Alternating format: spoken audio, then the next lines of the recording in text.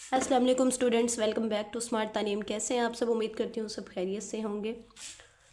अगर आप मेरे चैनल पे न्यू हैं और चैनल को सब्सक्राइब नहीं किया तो काइंडली इसको सब्सक्राइब कर दें और लाइक भी कर दें, शेयर भी कर दें। बेल आइकन पर लाजमी प्रेस करें ताकि आपको सारी वीडियोज़ का नोटिफिकेशन मिल सके। तो हम जो है पढ़ रहे थे tissue organ and organ system chapter 5। इसका जो है आज हम लेक्चर 9 देखने लगे हैं, होम्योस्टेसिस। होम्योस्टेसिस का क्या मतलब है बेटे? सबसे पहले इसकी जो है डेफिनेशन मैं आपको करके दिखाती हूँ, थोड़ी बोल्ड। हाँ जी, ये इसकी डेफिनेशन है। अच्छा, इसकी डेफिनेशन आप देखें पहले। Ability of an organism to stable internal environment of the body despite the changes in external environment. मतलब कि किसी भी ऑर्गेनिज्म की वो एबिलिटी जिसमें वो अपना इंटरनल इन्वायरमेंट है उसको रखता है स्टेबल, अपने बॉडी के इंटरनल इन्वायरमेंट को स्टेबल रखता है, चाहे बाहर के या एक्सटर्नल इन्वायरमेंट में कितना ही क्यों ना चेंज आ रहा हो, उसको अपना इंटरनल इन्वायरमेंट स्टेबल रखना है। इस चीज़ को समझें, इसको हमने नाम देना है होम्योस्टेसिस का। लेकिन इसकी भी एक हद है। ये नहीं है कि आप जो है किसी इंसान को जो है उठा के आग में फेंक दें और आप कहें कि बाहर के इन्वायरमेंट में जितनी मर्जी आग लगी हो, इंटरनली तौर पर जो है ना उसका जो टेम्परेचर है वो 37 ही रहेगा। नहीं बेटी, हर चीज़ की एक हद है। एक्सटर्नल इन्वायरमेंट की भी कोई रेंज होगी।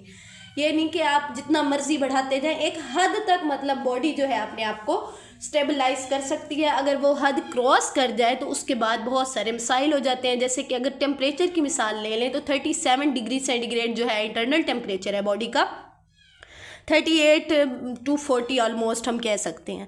तो इंटरनल टेम्परेचर ये है, बाहर का टेम्परेचर या कोई भी और रीज़न हुई कि वो टेम्परेचर बढ़ा या कुछ भी हुआ, इंसान बाहर का टेम्परेचर गिर गया, सॉरी आप कह सकते हैं, जैसे सर्दियाँ आ गई बहुत ज़्यादा और जो है टेम्परेचर मनफी में चला गया है और जो है बॉडी फाइट करते करते स्टेबल करते होम्योस्टेसिस का जो मैकेनिज़्म था उसने इतना काम किया, लेकिन एक टाइम आया कि वो थक गया। वो मैकेनिज़्म ने कहा कि अब मैं मज़ीद इसको बेयर नहीं कर सकता और बंदे को बुखार हो गया।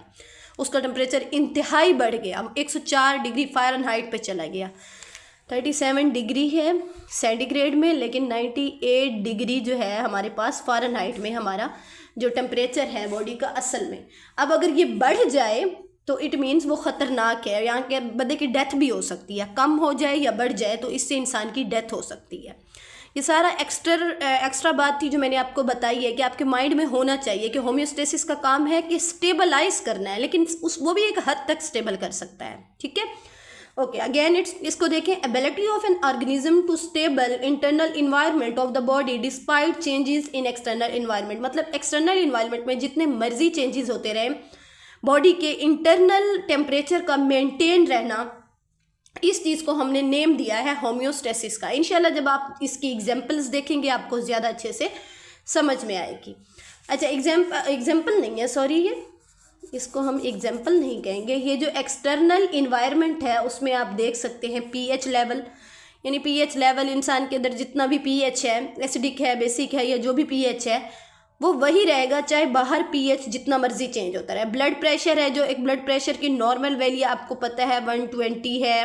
उधर से मतलब दो तरह की सिस्टोलिक और डायस्टोलिक जो वैल्यूज़ होती हैं उस हिसाब से बता रही हूँ। तो वो जो वैल्यू है वो बॉडी के अंदर वही रहेगी, चाहे कुछ का कुछ होता रहे। मतलब उसने कुछ ऐसा फूड ले लिया है जिससे ब्लड प्रेशर जो है इंक्रीज़ हो सकता था, लेकिन होम्योस्टेसिस क्या करेगा, उसको रोकेगा, उस चीज़ को रोकेगा, लेकिन एक हद तक। आप हैं कि आप जो है नमक वाली फूड, बहुत ज़्यादा नमक वाली फूड, आप बीपी के पेशेंट हैं, बीपी का पेशेंट तो बनेगा ही तब ना, जिसका होम्योस्टेसिस ख़राब हो गया वो बंदा बीपी का पेशेंट बन जाएगा। बीपी के केस में शुगर लेवल, जिस बंदे को शुगर की डिजीज़ हुई है वो क्यों हुई है, वो इसलिए हुआ है कि उसका होम्योस्टेसिस डिस्टर्ब हुआ है। दैट्स वाई उसको क्या हो गया, शुगर हो गया। टेम्परेचर, किसी को फीवर हुआ है, क्यों हुआ है, क्योंकि उसका होम्योस्टेसिस थक गया था फाइट करते करते, फिर उसको क्या हो गया, बुखार हो गया। वो एक्सटर्नल केसेस हैं। लेकिन एक नॉर्मल इंसान के अंदर बीपी जो है सही है, वो उसको नॉर्मल में रखता है होम्योस्टेसिस। अब आप नमक वाली फूड ले रहे हैं, बहुत ज़्यादा एक्सट्रीम में नमक ले रहे हैं, आपको पता भी है आपका बीपी अप एंड डाउन होता रहता है, फिर भी आप नमक को नहीं छोड़ते, तो बेटा आप बीपी के पेशेंट बन जाएंगे। आपका होम्योस्टेसिस आपके आगे माफ़ी मांग लेगा कि बस बेटा अब मैं थक गया, तुम जानो और तुम्हारा काम जाने। तो ये चीज़ है होम्योस्टेसिस का काम, कि इंटरनल इन्वायरमेंट को उसने क्या करना है, स्टेबल करना है despite the changes in external environment. I hope कि आपको मैं डेफिनेशन अच्छे से समझाने में कामयाब हो चुकी हूँ। नहीं भी समझ आई बेटे तो इसको बार बार पीछे करें वीडियो को, इंशाल्लाह आपको ज़रूर समझ आएगी। देखिए मैं आपको डेफिनेशन पे बार बार इतना मैं टाइम क्यों वेस्ट कर रही हूँ, ताकि आपको डेफिनेशन समझ आएगी तो ही आपका इसका मैकेनिज्म देख सकते हैं।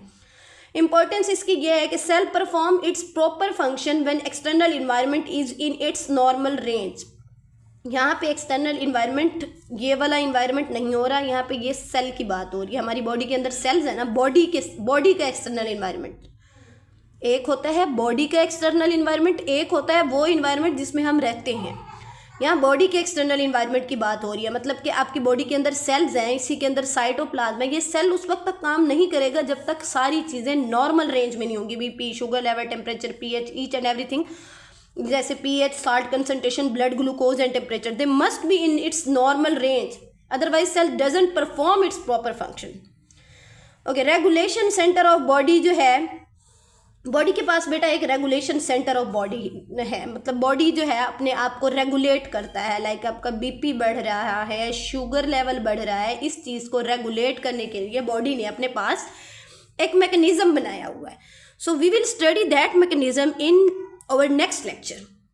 ओके स्टूडेंट्स, आप मेरे चैनल को सब्सक्राइब कर लें। इंशाल्लाह नेक्स्ट वीडियो के अंदर, क्योंकि ये वीडियो काफ़ी लॉन्ग हो रही है, इसमें बस आप ये कॉन्सेप्ट देखें कि होम्योस्टेसिस है क्या, इसका क्या काम है, इसमें कौन कौन सी चीज़ें हैं जिनको नॉर्मल रेंज में रखने की ज़रूरत है। अब इसका रेगुलेशन सेंटर इंशाल्लाह हम अपनी आने वाली नेक्स्ट वीडियो में स्टडी करेंगे। तब तक के लिए जो है आप इसको सब्सक्राइब करें, लाइक करें, कमेंट करें और शेयर करें। Stay connected. Thank you and अल्लाह हाफिज़।